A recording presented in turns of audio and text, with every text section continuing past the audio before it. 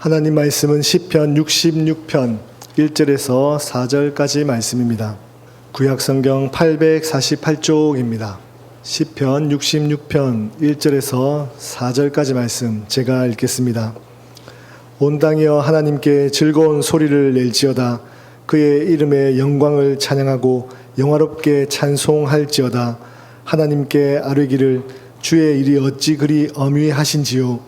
주의 큰 권능으로 말미암아 주의 원수가 주께 복종할 것이며 온 땅이 주께 경배하고 주를 노래하며 주의 이름을 노래하리이다 할지어다. 아멘. 담임 목사님 나오셔서 말씀 선포하시겠습니다. 네, 오늘은 맥주 감사 주일입니다. 이 시간에 시편 66편에서 말씀을 봉독을 했는데 이 말씀을 중심으로 해서 맥주 감사절의 신앙이라는 제목으로 설교 말씀을 드리겠습니다. 아시는 대로 오늘 7월 첫 주일은 맥주 감사 주일이며 또 우리 한 해 신앙 사역으로 보면 교육의 달을 시작하는 첫 주일로 실제로 교회 교육과 함께 후반기 사역을 시작하는 첫 주일입니다. 코로나19로 인해서 몇 해 어려움을 겪었지만 그래도 많이 회복이 된 이 즈음에 전반기 사역을 마무리하며 또 맥주 감사 주일을 맞이하게 되고 또 맥주 감사 주일과 함께 우리 자녀들의 여름 신앙 교육을 시작하게 되면서 지금 우리의 마음은 감사와 찬양과 비전으로 충만해야 할 것입니다. 여러 가지 어려운 일들이 많지만 전반기 동안 우리의 신앙 생활과 사역을 인도하신 하나님 아버지께 찬양과 감사를 올려드리고 또 후반기 사역을 시작하면서 우리의 사역 위에 성령께서 역사하셔서 아름다운 열매를 맺게 해 주실 것을 비전으로 보면서 감사하며 교육의 달을 시작해야 할 것입니다. 오늘 읽은 시편 66편에 보면 시편 기자는 이렇게 권면하고 있습니다. 온 땅이여 하나님께 즐거운 소리를 낼지어다. 그 이름의 영광을 찬양하고 영화롭게 찬송할지어다. 하나님께 아뢰기를 주의 일이 어찌 그리 엄위하신지요. 주의 큰 권능으로 말미암아 주의 원수가 주께 복종할 것이며 온 땅이 주께 경배하고 주께 노래하며 주의 이름을 노래하리이다 할지어다. 아멘. 사랑하는 성도 여러분, 오늘 맥주 감사주일로 전반기 사역을 마무리하면서 또 오늘 맥주 감사주일과 함께 후반기 사역을 시작하면서 성령의 은혜 안에서 이 말씀의 비전을 온전히 보시고 진정 감사하는 마음으로 하나님 앞에 맥주 감사주일 예배를 드리시기를 바랍니다. 이런 감사와 비전의 은총과 찬양이 오늘 맥주 감사주일의 아침 우리 남천교회 공동체 안에 가득 차고 넘쳐나기를 주의 이름으로 축원합니다. 이제 우리 이런 마음으로 함께 예배하는 성도들에게 맥주 감사주일 축복 인사를 나누겠습니다. 오늘 아침엔 이렇게 축복하죠. 우리 전반기를 아름답게 인도하신 하나님께 감사드립시다. 이렇게 축복. 후반기를 비전으로 보면서 후반기를 행복하게 인도하실 하나님께 감사드립시다. 여러분의 고백대로 될 줄로 믿습니다. 자, 이런 감사를 마음에 담고 오늘 주신 시편 66편 말씀을 조금 자세히 보면서 오늘 우리에게 주시는 하나님의 음성을 듣겠습니다. 먼저 5절, 6절 말씀을 보면 이렇게 기록이 되어 있습니다. 와서 하나님께서 행하신 것을 보라. 사람의 아들들에게 행하심이 어미하시도다. 하나님이 바다를 변하여 육지가 되게 하셨으므로 무리가 걸어서 강을 건너고 우리가 거기서 주로 말미암아 기뻐하였도다. 이 대목에 어떤 고백이 담겨져 있는지 여러분 잘 아시죠? 하나님께서 사람인 우리들에게 행하신 것을 보십시오. 이전에 이르지만 지금 생생하게 보라는 거예요. 바다가 변하여 육지가 되게 하셨고 무리가 건너가게 하셨습니다. 이것은 모세와 함께 출애굽한 백성들이 홍해를 건넌 체험을 말씀하고 있는 것이고 강도 그렇게 변하게 하셔서 건너게 하셨습니다. 이것은 여호수아와 함께 요단강을 건너 약속의 땅에 정착하게 된 체험을 고백하게 하는 것이죠. 하나님께서는 은혜로 히브리 백성들이 출애굽에서 약속의 땅에 이르기까지 그 과정을 지나오는 동안에 곤경의 바다와 강을 하나님의 은혜로 건너게 하셔서 지금 하나님의 약속의 땅에 거하며 살게 해주신 구원의 은혜를 분명히 보라고 고백하고 있는 것이죠. 맥주 감사주일 이 아침에 하나님께서 우리에게 이 말씀을 들을 때에 우리로 하여금 무엇을 생각나게 하시기를 원하실까? 사도 바울은 훗날 고린도 교인들에게 편지하면서 이렇게 말합니다. 형제들아, 나는 너희가 알지 못하기를 원치 아니하노니 우리 조상들이 다 구름 아래 있고 바닷 가운데로 지나며 모세에게 속하여 다 구름과 바다에서 세례를 받고 다 같은 신령한 음식을 먹으며 다 같은 신령한 음료를 마셨으니 이는 그들이 따르는 신령한 반석으로부터 마셨음에 그 반석은 곧 그리스도시니라. 고린도전서 10장에서 이렇게 고백을 해요. 이 말씀은 사도 바울은 지금 고린도 교인들에게 이스라엘의 구원의 체험을 말하되 그것은 그냥 떨어진 사건이 아니고 예수 그리스도를 통해서 우리에게 이루어질 구원을 예표로 보여주신 것이다. 그래서 그 구원을 보면서 우리는 지금 우리에게 임한 구원과 은혜를 볼 수 있어야 한다고 말씀하고 있어요. 하나님의 아들 예수께서 인간의 몸을 입고 이 땅에 오셔서 사람의 아들인 우리들에게 구원을 베풀어 주셨습니다. 그분의 은혜로 세례를 받음으로 우리는 애굽과 같이 죄악된 자리에서 벗어나게 되었고 이전에 죄된 모든 언어와 행동은 다 홍해 바다에 수장시키고 전혀 새로운 모습으로 다시 살아났습니다. 그리고 요단강을 건너서 하나님의 땅을 분여받아서 이스라엘 백성들이 하나님의 백성으로 살아가듯이 지금 교회 안에서 성령의 은혜로 주신 직분과 은사대로 우리는 하나님의 백성이자 직분자요 제자로 삶을 살아가게 되었습니다. 그것이 바로 지금 우리가 체험하고 있는 구원의 은혜입니다. 하나님의 아들 예수 그리스도 안에서 구원의 은혜를 받아서 지금 우리는 그런 성도의 삶을 살아가고 있습니다. 이 말씀을 들으면서 우리는 그 은혜를 분명히 생각해야 합니다. 그리고 또 하나 그런 구원의 은혜를 듣고 생각할 때에 우리가 지금 분명히 마음에 담고 언어와 몸짓으로 표현해야 할 것이 있습니다. 시편 기자는 이런 구원의 은혜를 고백한 후에 우리가 거기서 주로 말미암아 기뻐하였도다 라고 찬양하고 있습니다. 그러니까 구원의 은혜를 고백함은 그냥 평범한 사실을 나열하는 것이 아니라는 거예요. 구원의 은혜를 고백함은 그것이 기쁨이요 찬양이라는 것이에요. 믿습니까 여러분? 구원의 은혜는 절대로 무표정한 말로 고백할 수 있는 것이 아니라는 거예요. 기쁨과 찬양이 바로 구원의 은혜의 고백이라는 것이에요.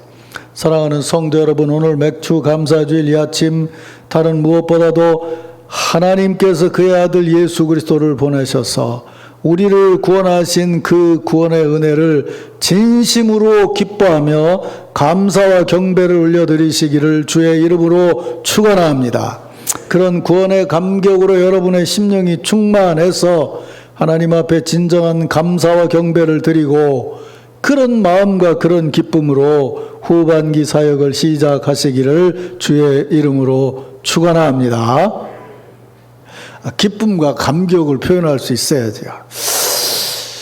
자, 이런 은혜 안에서 이제 9절에서 12절까지 말씀을 보면 그가 우리 영혼을 살려두시고 우리의 실족함을 허락하지 아니하시는 주시로다.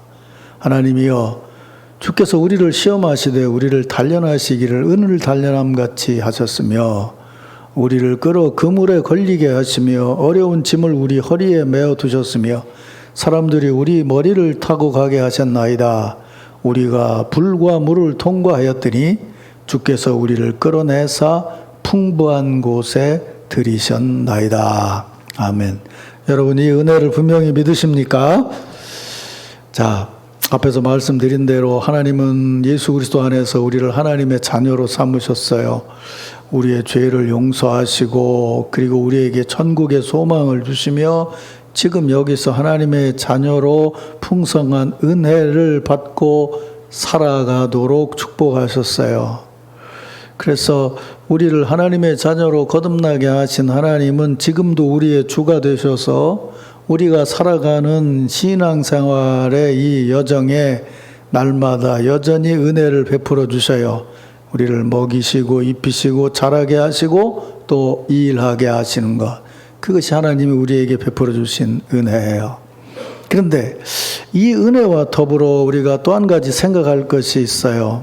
하나님은 우리에게 이런 은혜를 베푸시며 우리가 하나님의 자녀로서 보다 더 성숙하게 성장하기를 원하세요. 그런데 그런 하나님의 인도하심이 우리에게는 때로 대단히 힘들고 어려운 현실로 다가올 때가 있다는 것이에요. 바다가 변하여 육지가 되게 하시고 우리가 걸어서 강을 건너고 거기서 기뻐하게 하시는 하나님께서 반면에 어떻게 보면 우리를 끌어서 그물에 걸리게 하시고 어려운 짐을 우리 허리에 메어 두셔서 그리고 사람들 우리의 머리를 타고 건너가게 하시고 불과 물을 통과하는 것 같은 어려움을 겪게 하세요. 그래서 이런 고통스러운 현실 앞에서 우리는 아니 하나님, 엄청난 물과 바다에서 건져 주실 때는 언제이고 물과 불로 고통을 당하게 하시는 것은 또 무엇입니까? 라고 놀라기도 하고 때로는 그물에 걸려서 허덕이는 것만도 힘든데 그런 상황에서 물과 불을 통과하게까지 하시게 하는 건 도대체 너무한 것 아니십니까? 라고 원망하기도 한다는 것이에요. 하지만 지금 하나님의 인도하심과 구원의 은혜를 온전히 믿고 기뻐하고 찬양하는 신앙인들은 그런 시련과 고난 앞에서 주께서 우리를 시험하시되 우리를 단련하시기를 은을 단련함 같이 하시는 것을 온전히 믿고 우리의 영혼을 살려두시고 우리의 실족함을 허락하지 아니하시며 우리가 불과 물을 통과하게 하셨지만 우리를 끌어내서 풍부한 곳에 이르게 하셨다는 이 시편 기자의 고백을 분명히 믿고 체험해야 할 것입니다. 생각해 보세요. 제가 논리적인 순서로 하나님은 우리를 바다를 건너게도 하시고 강도 건너게 하시면서 은혜를 베풀어 주십니다 라고 이렇게 잘라서 보니까 바다를 건너는 것이 은혜고 강을 건너는 것이 축복인데 현실로 보자 그 말이에요. 바다를 건너는 것이 축복이지만 그 바다를 건너기 직전을 생각해 보라고요. 애굽에서 출발해서 금방 살 길이 열릴 줄 알았는데 이내 걸어서 그 길을 가서 부딪힌 게 어디냐면 바다였고 바다만 있는 게 아니라 뒤에서는 애굽의 군대가 쫓아오고 있어요. 차라리 애굽에 있었으면 고생은 해도 상에서 떨어지는 고기는 먹고 살았을 텐데 하나님이 구원하신다고 그래서 쫓아왔더니 그 구원의 역사가 일어나기 바로 직전에 무슨 일이 일어나고 있냐 그 말이에요. 물을 건너게 하고 불을 통과하게 하는 것 같고 그물에 매이는 것 같게 하고 그런 상태로 빠지게 하는 것처럼 느껴지는 것이 하나님의 구원의 역사가 일어나기 직전이지 않냐 그 말이에요. 그걸 하나님은 지금까지 우리를 이렇게 인도하셨습니다라는 믿음을 가지고 함께 따라가게 될 때에 곧 따라갈 수 있음이 뭐냐면 하나님이 우리에게 주시는 은혜 중에 우리를 단련시켜서 성숙하게 하시는 은혜라는 거예요. 믿습니까, 여러분? 신앙생활을 하면서도 우리가 자꾸 어린아이 같이, 그러니까 유치해지는 게 어떤 거냐면요. 이런 거예요. 엊그제 우리 아들이 이제 취직을 하려고 여기저기 이제 변호사 공고를 뜨는 걸 보니까 뭐 공기업에서 공고가 떴어요. 근데 이제 지금 뭐 여러 가지 복잡한 일들이 있으니까 변호사를 5명을 뽑는다는 거예요. 그 1차 서류를 냈는데 10명 서류를 냈다는 거예요. 그 10명 서류 통과를 하고 면접을 하는데 제가 가서 봤더니 5명 뽑는데 4명밖에 안 왔더라는 거예요. 그래서 이 녀석이 야 4명밖에 안 왔으면 무조건 다 합격시키게 됐네. 그래서 면접을 하는데 마음을 턱 놓고 묻는데 아주 솔직하게 생각나지 않는 거는 잘 모르겠습니다. 이렇게 대답을 했대요. 일주일 후에 떨어졌어요. 우리가 추측하기를 야 그날 4명이 온 게 4명만 온 게 아니고 그날이 화요일인 거 보니까 월요일 날 5명 오고 화요일 날 5명 왔는데 너는 5명 중에 4명이 왔으니까 4명만 온 줄 알고 준비를 안 해서 떨어진 거다. 저는 될 줄 알았는데 떨어졌어요. 제일 낙심한 게 우리 집사람이에요. 저는 어떻게 하면 좋으냐 그랬다고 변호사한테 생활비 하라고 20만 원 보내줬어요. 우리 마누라가 그것도 나한테 뺏어가지고. 그러니까 아들이 받을 수도 없고 안 받을 수도 없다고 그러더라고요. 그리고 2주간이 지났어요. 그 로펌에서 연락이 왔어요. 그래서 가서 면접을 하러 갔어요. 갔더니 아파가지고 2번을 못 했으니까 길게 못 했잖아요. 그러니까 이 사람이 너무 엘리트인데 왜 이렇게 오래 근무를 안 했냐. 몸이 아파서 그랬다. 그랬더니 같이 일했으면 좋겠다. 그러더니 그날 면접했는데 그날 저녁에 같이 일하자고 합격했다고 연락이 왔어요. 그 차이가 뭔지 아세요? 첫 번째는요, 잘 되니까요, 그냥 해도 되겠지라고 생각했다는 거예요. 두 번째는 그러고 나서 떨어지니까 아차해서 뭘 시작했냐? 기도를 시작했어요. 기도를 시작하니까 그날 저녁에 왔어요. 거봐라 이놈아. 내가 농담으로 얘기했어요. 여러분, 이게 굉장히 중요해요. 하나님의 은혜를 베풀어 주시니까 그래 이때는 내 마음대로 살 수 있지. 난 우리 딸하고 늘 회사 갔다 오면 얘기를 하는데 그 얘기예요. 아무 일도 없을 거라고 생각하면 분명히 무슨 일이 생겨지고, 그런데 이런 일을 겪었기 때문에 아무 일이 없을 때도 여전히 나는 주님의 은혜 가운데 이 일을 잘하면서 살아가야 되겠다고 생각하고 기도하면서 늘 살아가면 그 다음에 어려움을 극복할 수가 있는 거예요. 믿습니까, 여러분? 그게 어려움 중에 정금이 되는 단련함이에요. 근데 우리는 어린애 같아갖고 조금만 일이 좋으면 할렐루야 살판 났다 그리고 즐기기에 바빠요. 그런데 신앙생활을 해보면요, 특별히 제가 얘기하잖아요, 이 단대 신앙생활을 시작하신 분들, 그러니까 한 가문의 신앙의 기초를 놓아야 되는 분들은요 정말 늘 파수꾼을 세우면서 신앙생활을 해야 돼요. 그냥 쓱 지나가는 것 같은데 쓱 지나가는 거 절대로 없어요. 쓱 지나가는 게 있는 게 아니고 하나님의 은혜로 사는 거예요. 은혜에 가까이 함이 계속 되어져 가는 것이 뭐냐면 신앙의 성장이에요. 그걸 깨닫게 돼요. 제가 이제 지금 몇 년이냐, 82년부터 목회를 시작했으니까 42년, 내년이 되면 이제 43년 목회를 하고 마무리를 하게 될 것 같아요. 근데 지켜보면 참 하나님 은혜가 오묘한 게요, 내년까지 하면 3년 하는데 43년 하는데 20년 어려웠고 23년 편했어요. 그러니까 플러스 마이너스에 보면 딱 3년 더 좀 편했던 것 같아. 이게 하나님 역사야. 목회를 하면서 개척교회 10년, 부도난교회 10년, 20년 지독하게 어려웠어. 82년에 시작을 해서 여기 92년에 내려와서 10년 하고 남천교회 2002년에 왔어요. 2002년에 오던 해에 아들 대학 합격하고 뭐하고 조금 이제 하나님이 봐주시더라고요. 그때부터 남천교회에서 목회를 하는 동안에는 큰 어려움이 없었어요. 그래서 지금 내년에 목회를 마무리하면 꼭 절반 어려웠고 절반 괜찮았는데 한 3년 보너스를 더 주셨더라고. 그러니까 우리 인생이라는 게 그런 거예요. 이걸 어떻게 보느냐에 따라서 바다를 건너게 하신 축복으로도 보이지만 바다 건너가기 직전에 보면 그거는 지독한 고난인 거예요. 근데 바다를 건너감을 통해서 우리가 어떻게 되느냐? 점점 더 단련이 되죠. 아니, 바다 건너가고 나니까 해결해 주십니까? 아니에요. 또 뭐예요? 마실 것 없고 먹을 것 없었잖아요. 또 그 순간에는 뭐예요? 목마르고 배고팠죠. 그런데 뭐예요? 만나와 메추라기를 내리서 먹이셨잖아요. 근데 여러분, 그런 고난의 시절을 겪고 오늘 오후에도 우리가 생각하게 됐지만 광야 40년을 지나고 거기서 자라는 아이들은 여호수아를 통해서 요단강을 건널 때, 홍해를 건널 때하고는 전혀 달랐어요.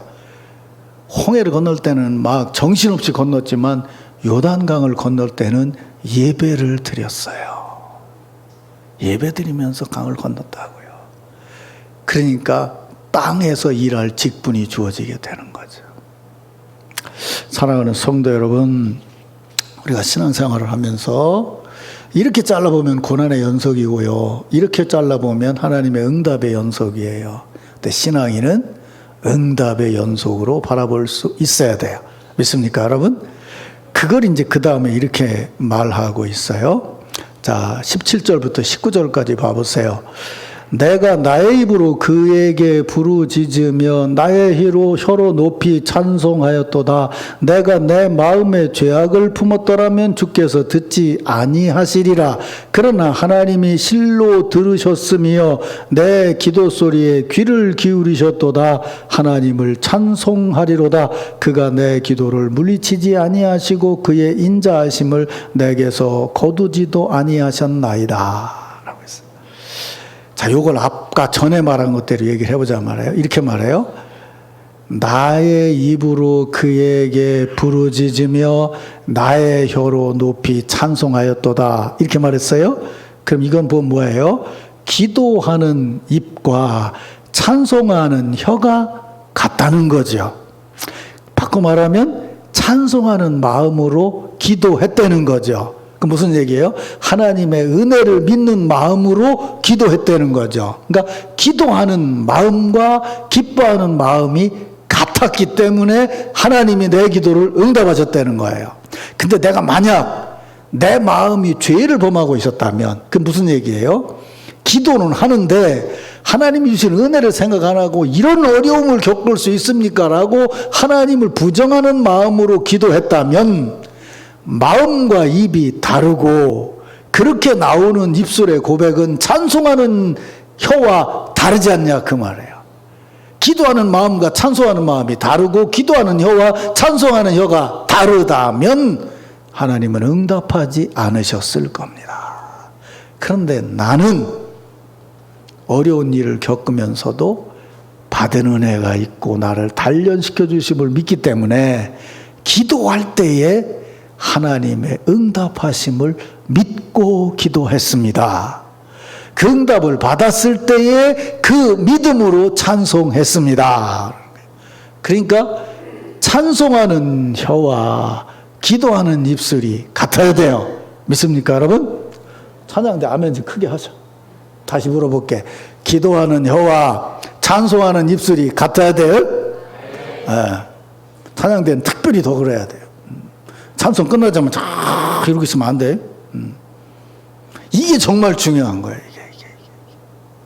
그랬더니 하나님께서 내게 은혜를 베풀어 주시더라는 거예요. 근데 앞으로만 베풀어 준 게 아니라 뭐예요? 이미 은혜 안에 살았어요. 그 은혜로 지금 역사하셔요. 앞으로도 은혜를 베풀어 주실 거라는 거예요. 그게 뭐예요? 그게 하나님의 인자하심이에요. 그래서 뭐라고 얘기해요? 그가 내 기도를 물리치지 아니하시고 그의 인자하심을 내게서 거두지도 아니하셨나이다. 그래요. 살아보면요. 여러분도 경험해봐서 하지만 하나님의 인자하심은 결코 우리에게서 거두지 아니하실 거예요. 예수 그리스도의 십자가의 구속의 은혜로부터 시작해서 그분의 나라가 다시 이루어질 때까지 우리가 현실적으로는 홍해바다를 건너고 있는 것처럼 느낄 수도 있고 홍해바다 앞에 선 것처럼 힘들게 느낄 수도 있고 목이 말라서 헐떡거리는 것처럼 느낄 수도 있고 반석을 쳐서 물이 나오는 것을 마시는 기쁨을 느낄 수도 있어요. 그러나 분명한 것은 우리의 마음 안에 성령께서 역사하신다면 그분의 인자하심은 결코 우리를 떠나지 아니하실 것이라는 거예요. 이런 믿음이 맥주 감사 주일의 믿음이에요. 그래서 그런 은혜로 감동을 받아서 하나님의 은혜 앞에 감사를 표현하는 것이 뭐냐? 13절부터 15절까지 보세요. 내가 번제물을 가지고 주의 집에 들어가서 나의 서원을 주께 갚으리니 이는 내 입술이 낸 것이요 내 환난 때에 내 입이 말한 것이니이다. 내 입술이 낸 것이고 내 입이 말한 거라는 건 뭐예요? 어려움 중에 기도할 때 이미 고백한 거라는 거죠. 어려움 중에 있었는데 이것만 어떻게 좀 해결해 주십시오가 아니라 나는 하나님께서 이 일에 역사하실 것을 믿습니다. 그 은혜가 이루어지는 날 주께 감사의 예물을 드리리이다 라고 환난할 때에 오히려 하나님 앞에 말씀드리고 고백했다는 거예요. 그러니까 맥주 감사주일은 사실 오늘 드리는 게 아니고 전반기를 살아오는 과정에 여러분들의 감사가 오늘 나타나는 것 뿐이에요. 믿습니까 여러분? 그렇게 살아온 삶에 감사한 거죠. 내가 순양의 향기와 함께 살찐 것으로 주께 번제를 드리며 수소와 염소를 드리리이다 라고 고백하고 있어요. 사랑하는 성도 여러분, 오늘 맥주 감사주일 이 아침 전반기를 살아오면서 현실적으로 우리가 어려운 일도 겪고 힘든 일도 겪고 정말 뭐 물에 빠지는 것 같고 막 불을 통과하는 것 같은 것을 지나왔을지라도 오늘 여러분들이 예배를 드릴 수 있다는 것은 주께서 여러분을 구원하셨기 때문이죠. 그렇게 역사하셨기 때문이고 그렇게 역사하실 것이에요. 그래서 그런 마음의 감사가 여러분들의 심령에서 아름다운 예물로 드려지는 그런 축복받은 맥주 감사주일이 되기를 주의 이름으로 축원합니다.